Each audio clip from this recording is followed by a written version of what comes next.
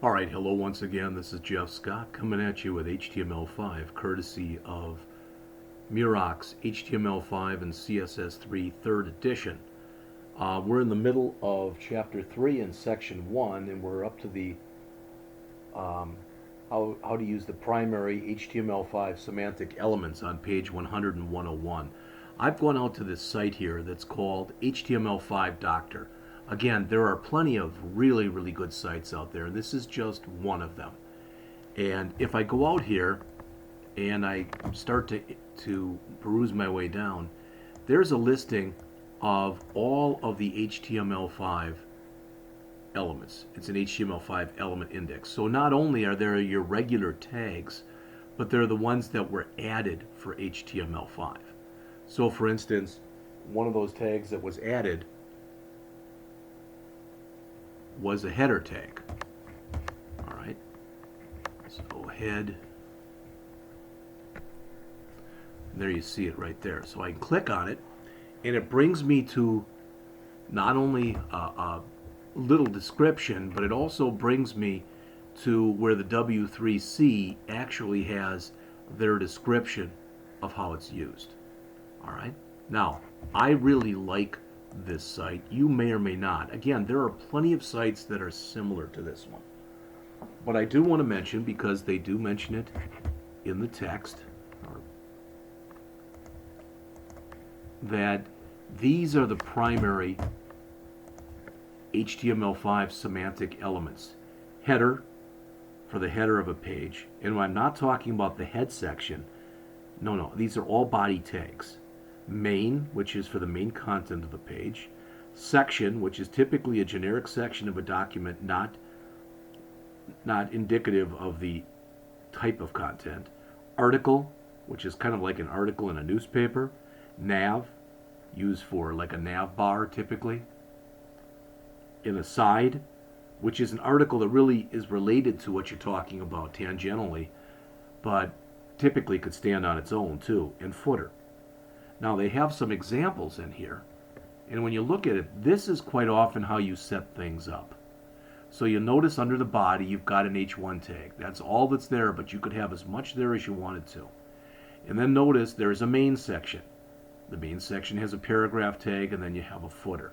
And if we looked at this, it's going to appear like this. All right. So you use these HTML5 semantic elements to indicate page structure. All right. HTML5 provides semantic elements that you should use to structure the contents of a web page. And those are the ones that we're talking about.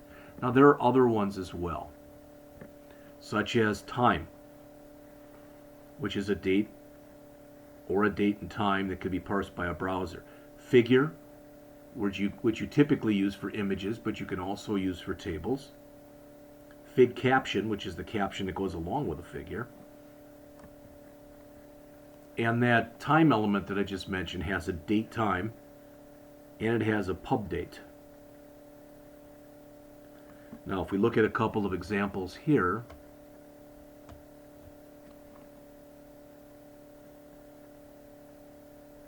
you use these HTML5 semantic elements to indicate structure on your pages. There are other elements, but these are the ones that have been shown here are the ones that you're probably going to use the most often. All right, that was just a little foray, just a little intro into talking about some of the HTML5 elements. All right, okay, div and span. Div is short for division, span is not short for anything. But if I want to group a bunch of stuff together, maybe I've got a couple paragraphs, and maybe I've got an H1 tag and a couple paragraphs and something else, whatever, I can put them inside of a div. Then if I want to be able to take all of that stuff, all of that, and take all of it and use it as though it is one unit, then I could come up with CSS for the div. A span is typically, if I, maybe you've seen it, the old idea of, remember the old kid stories that said like once upon a time and the O was really big? Well, all I want to do is fix a letter. Or maybe I want a certain word in a sentence to be read or whatever, something like that. I can use span for that. So div tags should only be used now when HTML5 semantic tags don't apply. And span tags should be used with tags for identifying content that doesn't apply. Before HTML5, before you had these tags that we just mentioned, again, mainly the head tag, the nav tag, the main tag, the section, article, aside, and footer, you use divs for just about everything. And it's not that they've gone away. All right? And before HTML5, span elements were probably used a lot more than they are now also. All right, here's an example of a website folder structure. So in other words, you've got a root, and under your root, you've got an images folder. Under your root, you've got a styles folder. Under your root, you've got a books folder. Under your root, you've got a service folder, and under your root, you've got an about page. So if I was on the main page and I had a navigation bar, these are the things that would be in it. And if I put my mouse over books, that would bring up a submenu that had JavaScript, Java, PHP, and C# in it. Now, they talk here about absolute and relative URLs. An absolute URL starts with http:// or https:// or ftp://, but it's got a full path. If I want to go from a place I'm already on a website, I can use a root relative path. Not only can I use a root relative path, I can move up and down the path. If I want to go up a directory, I do a ... If I want to go up two directories, it's ... / ... etc. And a single dot means the current directory. All right. Hyperlinks. We've all seen them. First thing about a hyperlink that you should know. Let's go back to the examples that we've been doing here. All right, I'll leave the footer there, that's fine. I'm going to show you a bad usage. So I'm going to say click.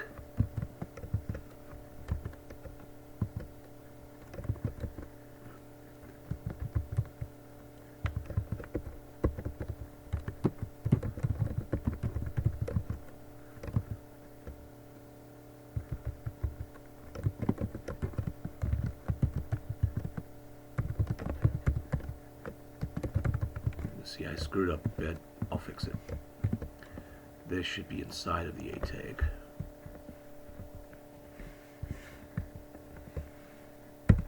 All right, so click. It's wrong too. There we go. Click here to go to the BTC website. All right, and this is actually very poor practice, what I'm showing you. Let me tell you why after I put it up. So click here to go to the BTC website. I click there. Your file was not found. Well, that's interesting. I don't know if it wanted the HTTP or not. Sometimes when you do that, it does. So let's go back and add that. http://www.blackhawk.edu. Refresh. Click here. And you go to Blackhawk's site. Now that's pretty obvious. But notice what it says, click here. You should never do that. All right? You should always say what it is. They should know what they're clicking, not a click here. All right? So rather than even the click, I'm going to say here,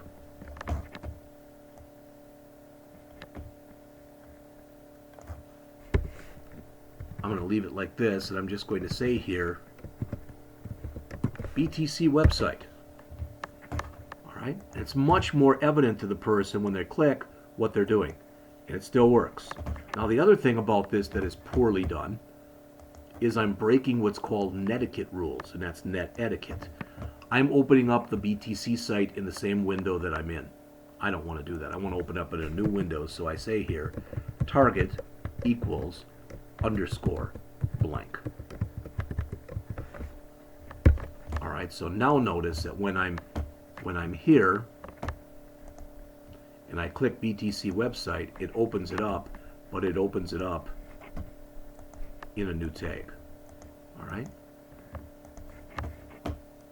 So there's some info there on anchor tags. Notice right here it says SEO and accessibility guidelines. The content of the link should be text that clearly indicates where the link is going. It's what I just mentioned to you. All right, let's look at lists. Let's say that I wanted to put a thing in here, and this is what I'm going to do. I'm going to comment this out, and I'm going to put down, here are the members of my family. Okay, so I'm going to put that into a P tag.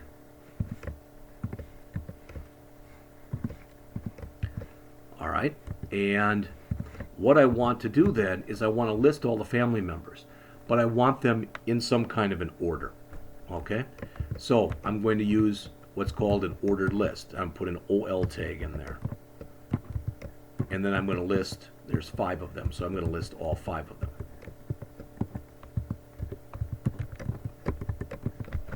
All right.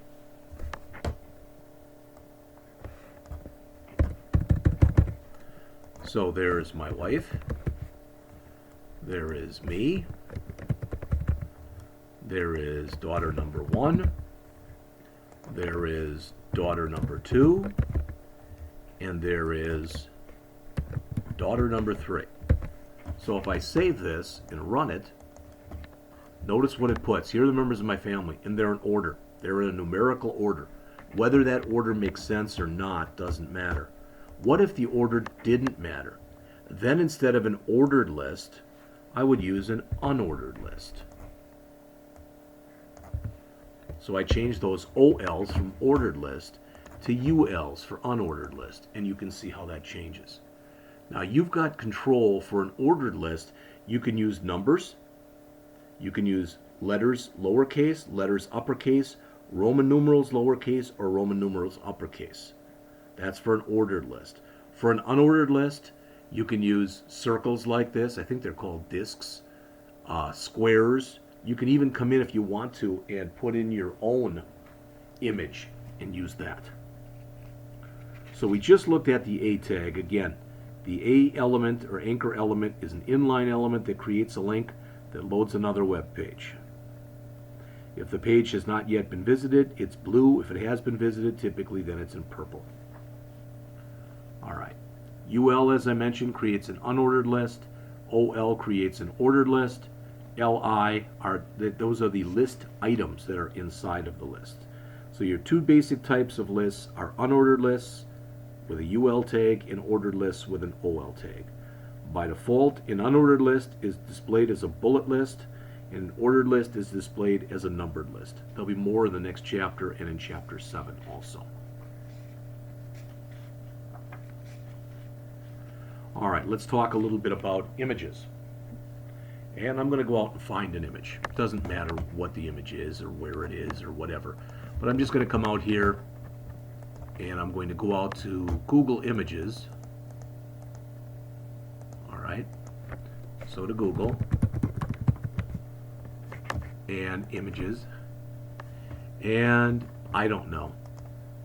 He's been in the news, so let's do an image of Bernie Sanders. Okay? And let's see, I like the ones where his hair is a little disheveled. So I like this one. All right, right there. So I'm going to save that. So I'm going to right mouse click on it and save the image as, and I'm going to save it out to my desktop, and I'm going to call it Bernie.jpg. Okay? So now I can go and look at that image, and I can find out information about that image. What do I mean? Well, let's look at it. First of all, there it is. So I can double click on it, which will open it up.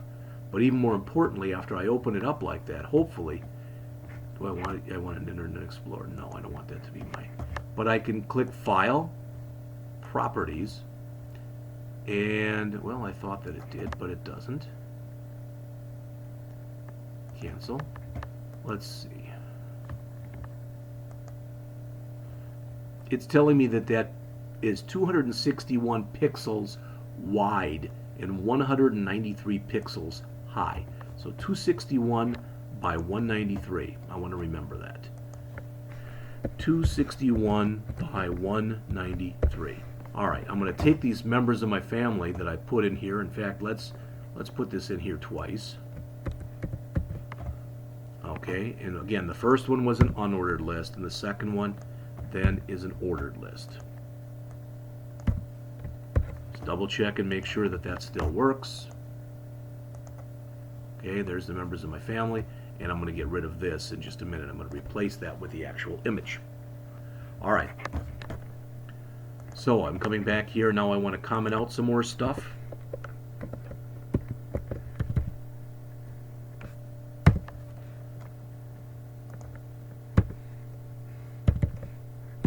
So I want to put in an image. When I put in an image, the most important thing is I need to put in the source. So that's the image file itself. So here that was equal to, I think it's Bernie. I thought it was a JPEG file. All right. The alternative text, that means if somebody has a screen reader, or if I put in, maybe it was Bernie.ping and I put in Bernie.jpg. So what I want to put in here is Bernie Sanders. That's alternative text. The width, which is always the first one that's mentioned, as you can see down below, that's equal to 261 pixels. And the height, which is the second one, is equal to 193 pixels. There is no closing tag. All right. So you can see what we've done, and we'll see real quick whether or not it worked. And there's our picture of Bernie. All right. So again, when you go in and you set this up, you must put source in there with an image tag. And if you want it to validate, and we talked about the validator early, you must put an alt tag in. You don't have to put in a width and a height, but by putting them in, like I did right there, it makes it much easier for the browser to figure out exactly how much space it's going to have to put aside. All right, so we went over those. We talked about source, alt, height, and width. There's another example. Now, the image format supported by most browsers. Most images are one of these three types that you see right here. Either a JPEG, which stands for Joint Photographic Expert Groups, and typically that's for very high resolution. It's for photos, etc. All right. GIFs, graphic interchange format, and that's more for logos, where the quality isn't going to be as good, and I think you can only use about 256 colors in GIFs, whereas with JPEGs you can use like 17 million colors. It's something like that. And then there's PNG. PNG was actually created to be a replacement for GIF. All right, there's stories behind it. It doesn't really pay to go over them. But the image element is an inline element used to display an image. The height and width can be used to indicate the size of the image so the browser can allocate the correct amount of space on the page. JPEG files typically have either a .jpg or a .jpeg extension, and they're typically used for photographs. GIFs have an extension of .gif, and they're used for simple illustrations and logos, and PNGs combine the two. Again, we'll have more on that in a later chapter. All right. So the last thing that they show in here is a web page that they've created that goes through some of the stuff that's been gone over in the chapter. So let's look at it. Okay, we have an image here. That's the favicon, but that's an image. That's probably like about a H2 or probably an H2 tag and an H3 tag and an H1 tag, a bulleted list, hyperlinks, contact us by phone. They put this in emphasized text. Here's probably the footer with a copyright symbol in it, etc. All right, and you can see the associated code there. That code is shown on page 117 in the text. and this is just stuff at the end of the chapter. So we've knocked out another chapter. Before I go on to Chapter 4, which is how to use CSS to format the elements of a web page. All right, I'll stop this, and when I get done, I'm going to produce it, and then I'll be back shortly with the next presentation.